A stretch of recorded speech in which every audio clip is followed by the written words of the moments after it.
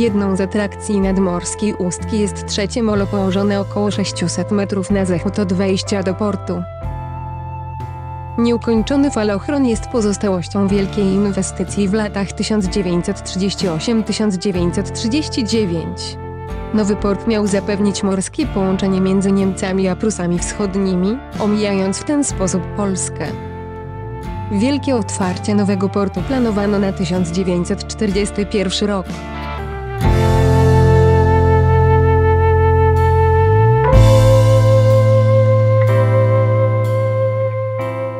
Trzecie molo to element zachodniego falochronu, który miał mieć 1600 metrów długości i osłaniać planowany port od zachodu. Po zakończeniu projektu port miał mieć 2 baseny do przyjmowania statków, a swoją wielkością miał dorównywać polskiemu portowi w Gdyni. Koszt budowy szacowano na 60 milionów marek. W trakcie budowy pracowało 800 robotników sprowadzonych z całych Niemiec. Udało im się zbudować 330-metrowy odcinek molo z 22 segmentami falochronu.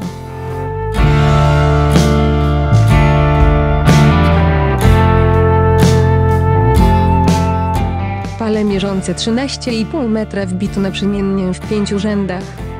Nad palami umieszczono zbrojenie zalane warstwą betonu grubości ponad 1 metra. Boki konstrukcji zabezpieczono ścianką szczelną Larsena.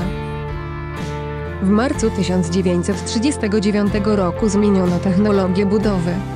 Postanowiono, że pierwsze 600 metrów zostanie wykonane technologią palową, a kolejne 1000 metrów metodą kesonową. Technologia kesonowa polegała na wytworzeniu gotowych elementów na lądzie, a następnie zatopieniu ich na miejscu.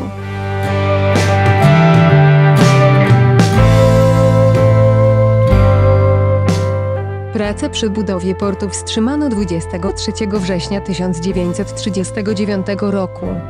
Okupacja Polski umożliwiła bezpośrednie połączenie z Prusami.